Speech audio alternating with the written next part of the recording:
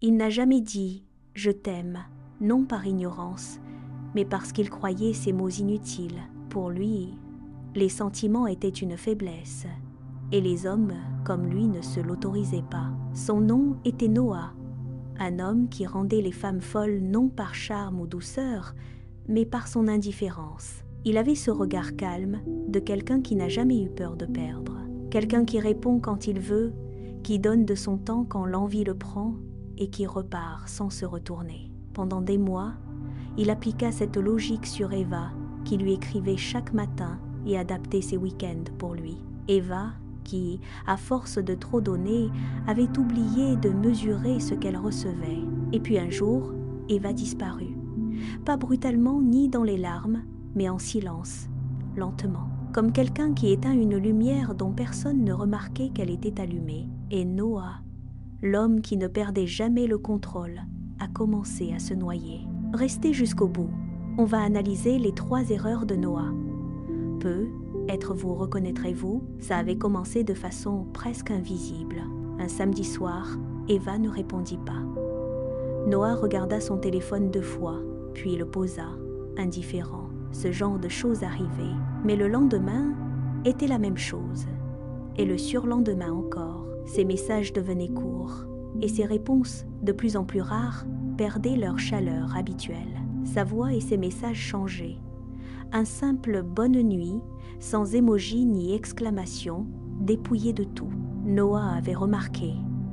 Il n'avait rien dit, jusqu'au soir où Eva avait décroché son appel, chose rare en elle-même, et avait parlé avec cette voix douce mais décidée, la voix de quelqu'un qui a longtemps réfléchi avant de parler. « Noah, je pense qu'on devrait arrêter. J'ai besoin d'autre chose que ce que tu m'as donné. » Silence. Noah avait voulu répondre, mais sa gorge était sèche. Il s'était attendu à tout sauf à ça. Pas d'elle, pas maintenant. Eva, attends, mais elle avait déjà raccroché, pas avec violence. Avec cette tranquillité de quelqu'un qui a déjà dit au revoir en silence bien avant cette conversation. Noah était resté assis dans le noir, téléphone en main, à regarder l'écran s'éteindre.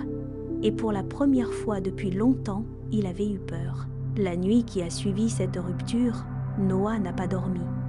Il regardait le plafond, et pour la première fois, il se demandait honnêtement pourquoi Eva lui manquait-elle autant, alors qu'il l'avait si peu considérée quand elle était là.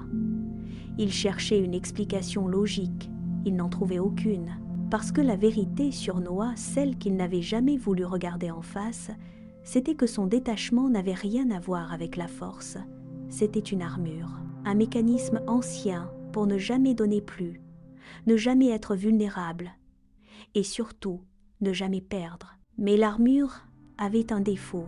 Elle empêchait aussi de ressentir quoi que ce soit jusqu'au moment où la chose qu'il pensait ne pas vouloir disparaissait pour de bon. Ce n'était pas Eva qu'il regrettait vraiment. C'était le sentiment de contrôle. C'était la certitude qu'elle serait toujours là. Était l'illusion confortable d'un pouvoir qu'il n'avait jamais mérité. Et son obsession soudaine pour elle, ce n'était pas de l'amour. C'était son ego qui saignait. Les jours suivants, Noah a fait comme tous les hommes. Il vérifiait ses réseaux sociaux à toute heure. Il a relu leurs anciennes conversations du début à la fin, cherchant le moment exact où quelque chose avait changé, comme si pinpointer l'instant lui aurait rendu le contrôle. Il a envoyé un message, puis un autre. Pas de réponse. Il a demandé à une amie commune si Eva allait bien. L'amie a dit oui. Cette réponse l'a blessé plus que s'il n'avait rien demandé. Il pensait à elle en conduisant, il pensait à elle en travaillant, il pensait à elle la nuit, dans ce silence que plus personne ne remplissait. Plus il pensait à elle, plus elle lui semblait parfaite, se rappelant les rares fois où il avait été vraiment présent. Plus il se disait qu'il avait gâché quelque chose d'unique. Eva n'avait pas changé, c'était sa perception d'elle. Hors de portée, elle semblait soudain précieuse. Maintenant qu'elle s'était retirée, elle devenait désirable. Maintenant qu'elle ne cherchait plus à lui plaire, elle avait toute son attention. Ironie cruelle. La seule chose qui avait changé, c'était qu'elle avait arrêté d'essayer. 3 semaines après la rupture, Noah a reçu une notification. Eva avait publié une photo. Elle souriait. Elle était sortie avec des amis. Elle semblait libérée. Et c'était ce mot qui l'avait transpercé. Noah a posé son téléphone. Et pour la première fois depuis des semaines, il s'est posé une vraie question. Est-ce qu'il allait continuer à courir après quelque chose qu'il avait lui-même laissé partir? Ou est-ce qu'il allait enfin regarder en face ce que ce départ lui révélait sur lui-même? Option numéro 1. Envoyer un dernier message. Tenter de récupérer Eva. Promettre de changer. Espérer qu'elle donne une seconde chance à l'homme qui ne lui avait jamais vraiment donné de première. Option numéro 2. Ne rien faire. Rester avec cet inconfort. Comprendre pourquoi il avait tant besoin qu'elle revienne et si ce besoin avait quelque chose à voir avec elle ou seulement avec lui. Ces deux options avaient le même point de départ, la douleur. Mais elles menaient à des endroits radicalement différents. L'une cherchait à éteindre la douleur, l'autre cherchait à la comprendre. Noah n'a pas envoyé de message. Ce n'était pas parce qu'il avait soudainement trouvé la sagesse, c'était parce qu'au fond, il savait. Il savait que rien de ce qu'il aurait pu écrire n'aurait réparé des mois d'absence émotionnelle. Eva n'avait pas besoin de ces mots. Elle avait besoin d'actes, et il était trop tard pour les faire. Alors il avait fermé son téléphone, et il avait commencé à regarder sa propre vie, pas ses erreurs avec Eva, sa vie, ses routines, ce qu'il avait laissé s'endormir pendant qu'il faisait semblant que tout allait bien, sa discipline, ses projets, sa façon de se traiter lui-même avec la même indifférence qu'il avait appliquée à Eva. Et quelque chose de petit avait changé en lui. Quelque chose de silencieux. La douleur était toujours là.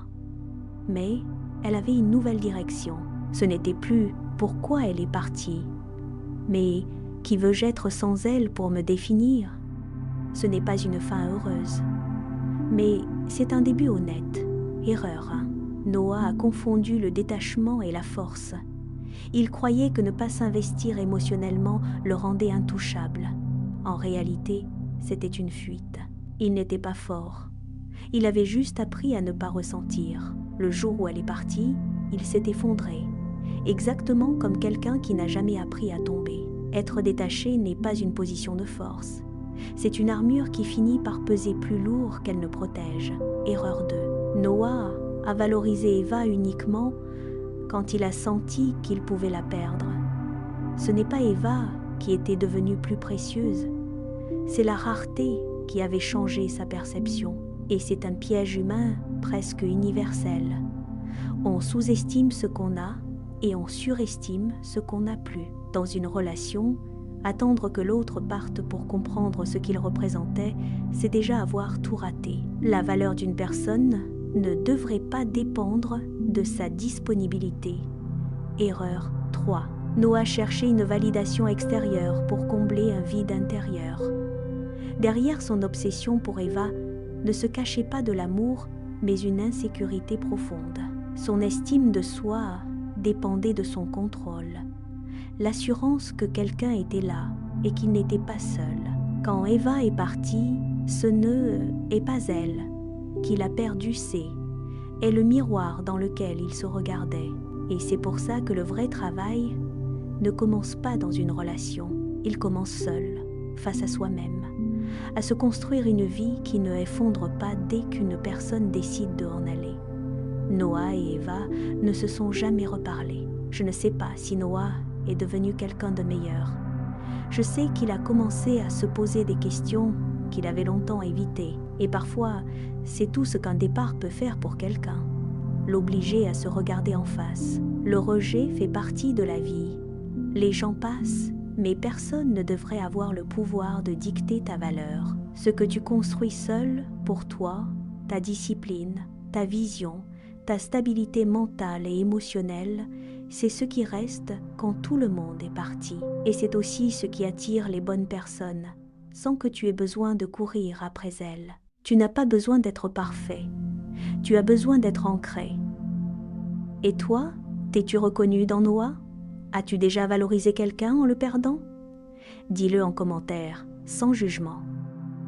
Si cette vidéo t'a touché, partage-la à quelqu'un. Abonne-toi, la prochaine histoire arrive vite.